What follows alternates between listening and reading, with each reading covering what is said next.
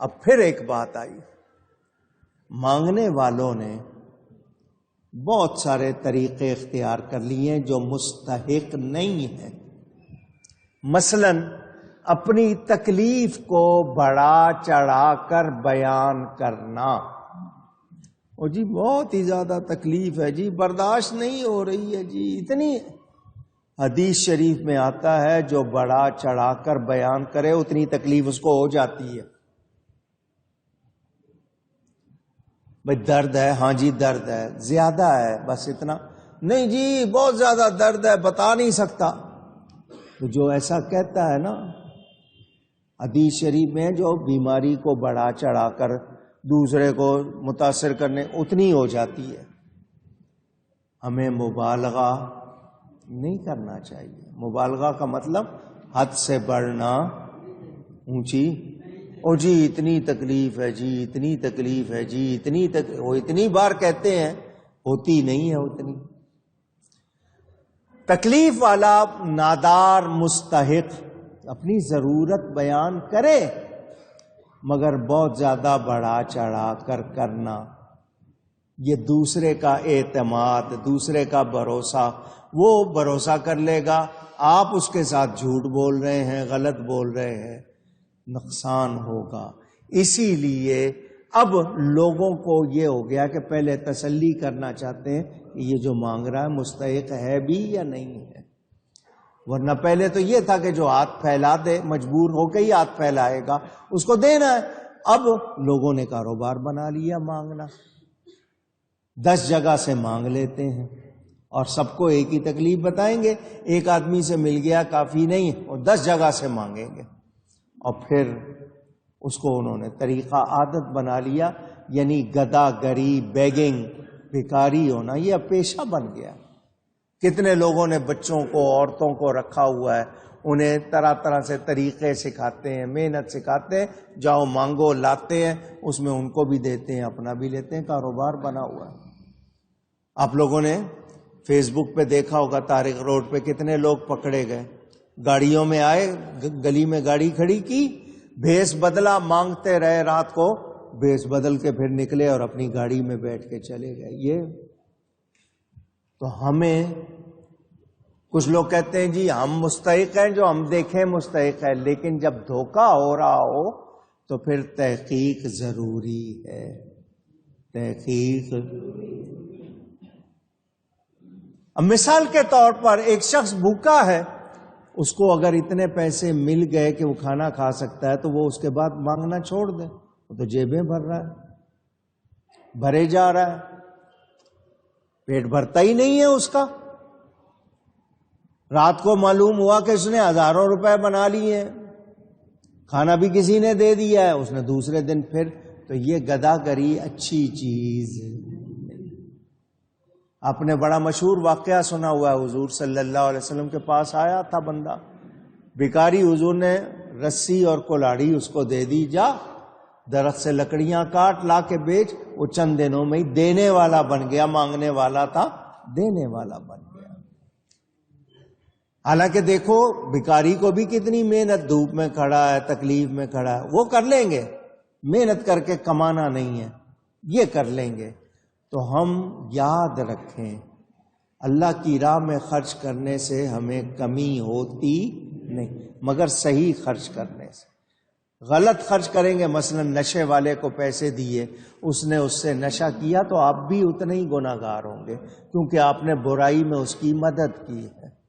تو جو برائی میں مدد کرے گا وہ بھی برائی میں شامل ہوگا۔ تو نیکی میں، بھلائی میں، اللہ کی راہ میں خرچ کرنے سے کمی ہوتی نہیں، برکت ہی ہوتی ہے، برکت ہوتی ہے۔ میرے کئی جاننے والے، میں نے ان کو دیکھا، انہوں نے اپنے اکاؤنٹ میں کھاتہ بنایا ہوا ہے اللہ کے لیے، اللہ اس کے رسول کی راہ میں، انہوں نے پرسنٹیج اتنے فیصد ہم نے دینا ہی دینا ہے، اس کی برکت سے ان کا کم ہوتا نہیں، بڑھتا ہی رہتا ہے۔ تو اللہ جس کے لیے چاہے رزق کشادہ کر دے، جس کے لیے چاہے تنگ کر دے۔ اللہ کی یاد جو نہیں کرتے، اللہ قرآن میں کیا فرماتا ہے؟ وَمَنْ أَعْرَضَ عَنْ ذِكْرِي فَإِنَّ لَهُ مَعِيشَةً ضَنْكًا، جو ہماری یاد سے منہ پھیر لیتے ہیں ہم ان کی معیشت تنگ کر دیتے ہیں۔ تو جو رب کی یاد سے منہ موڑ لے پھر وہ خوشحال ہو سکتا۔ اب یہاں آپ کے ذہن میں ایک سوال آ گیا ہوگا، وہ جو کافر ہیں جو اللہ کو یاد ہی نہیں کرتے، وہ جو بے ایمان ہیں ان کے پاس تو دولت کی ریل پیل ہے، مسلمان بیچارہ نماز بھی پڑھے، روزہ بھی رکھے، تسبیح بھی پڑھے، پھر بھی فاقے کرنے پڑتے ہیں، ان کو تو مل رہا ہے۔ تو سنو، میں ایمان والوں کے لیے بات کر رہا ہوں، کیا حکم ہے ان کے لیے؟ اگر وہ جواب سننا ہے تو وہ بھی سن لو۔ وہ یہ کہ الدنیا سجن المؤمن و جنت الکافر، دنیا مومن کے لیے قید خانہ ہے، کافر کے لیے عیش خانہ ہے۔ وہ جو کام کرتے ہیں نا بظاہر بھلائی کے، ان کو دنیا میں ہی دیا جا رہا، آخرت میں ان کا کوئی حصہ نہیں، جبکہ مومن کو دنیا میں بھی بھلائی کا حصہ ملے گا، آخرت میں بھی ملے گا۔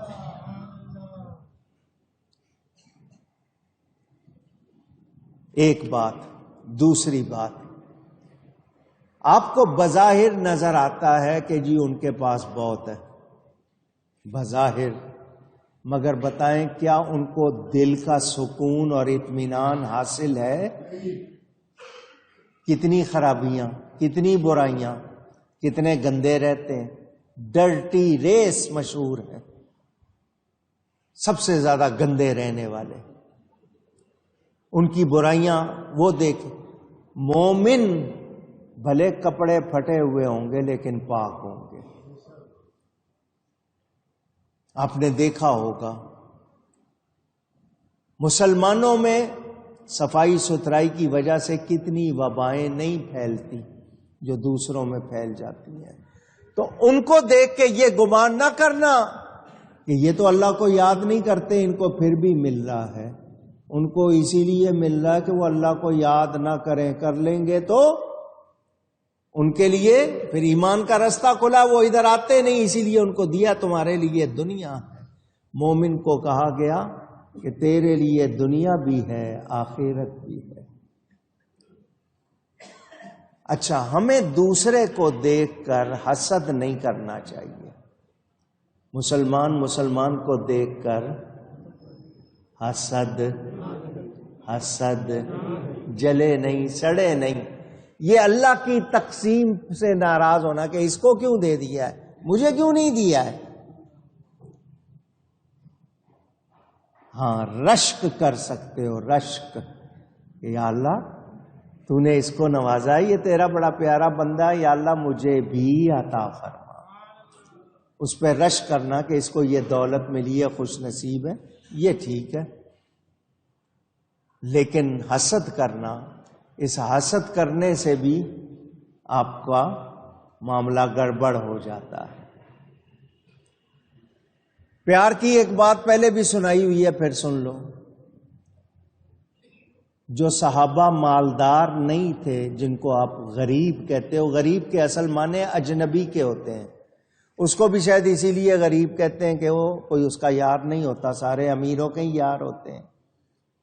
غریب صحابہ آئے نبی پاک صلی اللہ علیہ وسلم کے پاس، حضور یہ جو مالدار ہیں یہ اللہ کی راہ میں صدقہ خیرات کرتے ہیں، ہم سے ہو نہیں سکتا، ہمارے پاس ہے نہیں، تو قیامت کے دن ان کا اجر تو زیادہ ہو جائے گا، ان کا اجر تو زیادہ ہو جائے گا، ہمارے پاس تو ہے ہی نہیں، تو ہم تو محروم رہ جائیں گے۔ نبی پاک صلی اللہ علیہ وسلم نے فرمایا،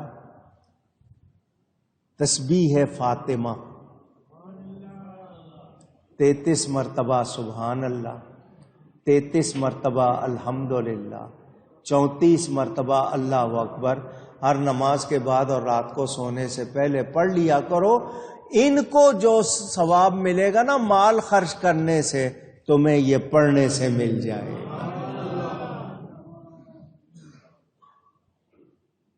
اب جو بات ہے نازک وہ آگے آ رہی ہے۔ امیر صحابہ کو بھی پتہ چل گیا اس وظیفے کا، انہوں نے بھی یہ وظیفہ پڑھنا شروع کر دیا۔ وہ غریب صحابہ پھر آ گئے، حضور انہوں نے بھی پڑھنا شروع کر دیا۔ فرمایا تم اللہ کے ثواب کو روکنا چاہتے ہو؟ اگر وہ پڑھ رہے ہیں ثواب لے رہے ہیں، تمہیں تو مل رہا ہے نا، ان کا کیوں روکتے ہو؟ اللہ ان کو دے رہا ہے تو تمہیں خوش ہونا چاہیے، ناراض نہیں ہونا چاہیے۔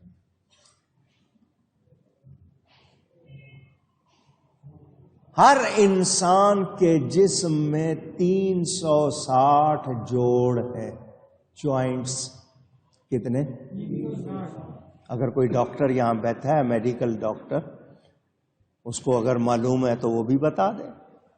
ہمیں جو بتایا گیا دین کے حوالے سے، کتنے جوڑ ہیں؟ 360 جوائنٹس ان دا باڈی، انسان کے جسم میں۔ ہمیں کہا گیا روز ان کا صدقہ دیا کرو۔ اللہ نے دیا نا تو اس کی نعمت پر شکر کرتے ہوئے صدقہ دو۔ 360 جوڑ ہے، روز ان کا صدقہ دو۔ آپ کے ہاں کرنسی جو ہے اس میں پیسہ شمار ہوتا ہے، 100 پیسے کا 1 روپیہ، حالانکہ پہلے 1 پائی ہوتی تھی، اب نہیں ہے، لیکن شمار تو ہوتا ہے نا 100 پیسے کا 1 روپیہ۔ اگر 1 پیسہ بھی ہوتا ہے ایک جوڑ پر تو روزانہ کے کتنے بنتے؟ 360 پیسے، 3 روپے 60 پیسے بنتے، آپ کو دینے پڑتے۔ کم از کم 1 پیسہ بھی ہوتا، حالانکہ جوڑ کا بدل کوئی چیز ہے، پوچھ رہا ہوں میں تو کم سے کم کہہ رہا ہوں نا، 1 پیسہ بھی ہوتا تو 3 روپے 60 پیسے روز کے دینے پڑتے ہیں۔ مشکل ہو جاتی ہے آپ کے لیے، کوئی دیتا کوئی نہیں دیتا، جو نہ دیتا تو پھر اس کے جوڑوں کا کیا بنتا۔ حکم ہے صدقہ دو تو سنو، الدین یسر، دین میں آسانی ہے۔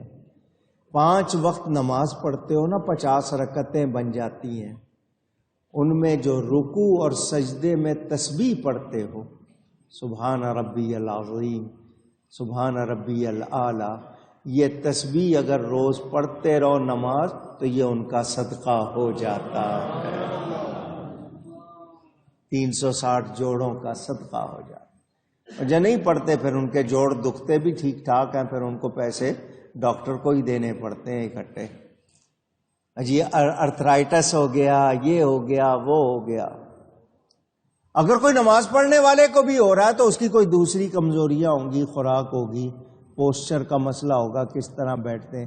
آج کل سب سے بڑا مسئلہ ٹیلی فون ہے، کمپیوٹر ہے، ہر ایک کی نظریں ٹکی ہوئی ہیں، ایک ہی جگہ ٹکے ہوئے ہیں۔ پہلے آؤٹ ڈور کھلے کھیل ہوتے تھے، بچے کھیلتے تھے، اب سارے ٹیلی فون پکڑا ہوا ہے، لیپ ٹاپ پکڑا ہوا ہے۔ اب اس کی بیماریاں، آنکھوں کی، دماغ کی، ریڈیشن جو ہو رہی ہے۔ اللہ کے لیے اللہ کو یاد کرو، یاد او کن، یاد او کن، یاد او کن، یاد او، اس کو یاد کرو، اس کو یاد کرو، اس کو یاد کرو۔ فاذکرونی اذکر، تم مجھے یاد کرو میں تمہیں یاد کروں۔ واشکرولی ولا تکفرون، شکر کرنا ہے، ناشکری نہیں کرنی۔ لیکن ہمارا معاملہ الٹا، شکایتیں۔ بہت کم لوگ ہیں جن کے منہ سے سنا ہوگا یا اللہ ہر حال میں تیرا شکر۔ اجی مولانا صاحب کیا بتائیں، پیر صاحب کیا بتائیں، شیخ صاحب کیا بتائیں، بس تکلیفیں ہیں، پریشانیاں، شکایتیں شکایتیں شکایتیں۔ ہمارے پاس ہمارا ہے کیا؟ اس کا شکر کرو، اس کا وعدہ ہے شکر کرو گے نعمت میں اضافہ ہوگا، برکت ہوگی۔ اسی لیے کہا کرو الحمدللہ علی کل حال ونعوذ باللہ من سوء الحال۔ رب تعالی مہربانی فرمائے تو اللہ تعالی جس کے لیے چاہتا ہے رزق وسیع کشادہ کر دیتا ہے، بڑھا دیتا ہے، جس کے لیے چاہے تنگ کر دیتا ہے۔ تو انسان کو زیادہ ملے شکر کرے، تنگ ہو جائے صبر کرے. شکایت ہاں زیادہ یاد کرے کہ مجھ سے کہیں کوتاہی ہوئی. ایک بزرگ تھے، میں نے آپ کو بتایا تھا، وہ صبح جاتے تھے سواری پہ، اونٹ گھوڑے کی سواری. رات کو اس کو اچھی طرح چارہ کھلا دیتے تھے کہ صبح یہ تنگ نہ کرے، سفر میں دشواری نہ ہو. ایک دن صبح اس جانور کو کھولا، وہ مستی کرنے لگ گیا. میں اور آپ ہوتے تو اس کو مارنا شروع کر دیتے. مستی کرتا. وہ بزرگ فوراً کہنے لگے تو مستی کر رہا ہے، مجھ سے کہیں کوئی بھول ہوئی ہے، میں نے رب کی فرما برداری میں کہیں کمی کی ہے، ورنہ تو میرے ساتھ مستی نہ کرتا. سوچ دیکھو، سوچ. ہمیں کبھی یہ خیال آیا؟ ہم تو فوراً موسم کو کہہ دیں گے، کسی اور چیز کو کہہ دیں گے، اپنی طرف توجہ نہیں جاتی. اپنا حال درست کریں. جب اپنے آپ کو سدھار لیں گے تو پھر کرم ہی کرم ہو جائے گا. تو اللہ کی یاد سب سے بڑا وظیفہ بناؤ. روزانہ قرآن پڑھو، استغفار پڑھو، تیسرا کلمہ پڑھو، درود شریف پڑھو. یہ 4 چیزیں ہر ایک شخص کو کرنی چاہیے. کرنی، آواز نہیں آئی؟ کیوں کہلوایا ہے؟ آپ کریں. بھلے ایک رکوع روز پڑھو، زیادہ نہیں پڑھتے ہو، ایک رکوع قرآن کا پڑھو. زیادہ پڑھا جائے تو بہت اچھی بات ہے. استغفار چلتے پھرتے، لا حول ولا قوت الا باللہ، یہ استغفار تیسرا کلمہ. اور درود شریف کثرت سے پڑھو، کثرت سے، انشاءاللہ ساری مشکلیں دور. تو یہ آئی تھی بات رزق کی، تو میں نے کچھ آپ کو وظیفے بھی بتا دیے. آیت پڑھ رہا ہوں، انشاءاللہ اس کی تفسیر آئندہ. اللہ فرماتا ہے فَآتِ ذَا الْقُرْبَى حَقَّهُ وَالْمِسْكِينَ وَابْنَ السَّبِيلِ. تو رشتہ دار کو اس کا حق دو، اور مسکین اور مسافر کو. ذَلِكَ خَيْرٌ لِّلَّذِينَ يُرِيدُونَ وَجْهَ اللَّهِ. یہ بہتر ہے ان کے لیے جو اللہ کی رضا چاہتے ہیں. وَأُولَئِكَ هُمُ الْمُفْلِحُونَ. اور وہی کامیاب ہیں، انہی کا کام بنتا ہے. رشتہ دار، مسکین اور مسافر، یہ بھی بتا دیا. ان پر خرچ کرو. جو اللہ کی رضا چاہتے ہیں وہ اللہ کے بندوں کی مدد کرے. اللہ کے بندوں کی مدد کرے. اگر اللہ کے سوا کوئی دیتا نہیں، اللہ کیوں فرما رہا ہے ان کو دو؟ فآتی، دو. بندے دیتے ہیں، اللہ کا دیا دیتے ہیں، خود سے نہیں دیتے، اللہ کا دیا دیتے ہیں. اللہ کی عطا سے، خود سے نہیں، خود سے. یہ بات آپ نے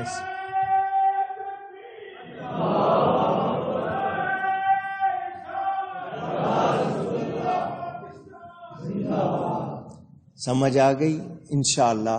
میں نے آپ کو یہ بھی بتا دیا، بت پرست مشرک لوگ بتوں سے مانگتے ہیں تو ان کو معبود سمجھتے ہیں، اللہ کا شریک ٹھہراتے ہیں، ان کو کہتے ہیں یہ دیتے ہیں. ہمارا کسی نبی ولی کے بارے میں ایسا کوئی عقیدہ. ہم نبی ولی کو اللہ کا شریک نہیں بناتے، پوچھتے نہیں ہیں، ان کا ذاتی کمال نہیں مانتے. کہ جب فرق ہو جائے برابری نہیں ہوتی، جب برابری نہیں تو شرک بھی. یہ بھی آپ کو بتا دیا. باقی انشاءاللہ آئندہ گفتگو میں مجھ سے کہیں کوئی غلطی ہوئی ہو، اللہ تعالی اس کے رسول صلی اللہ علیہ وسلم کی بارگاہ میں توبہ کرتا ہوں. وآخر دعوانا ان الحمد للہ رب العالمین.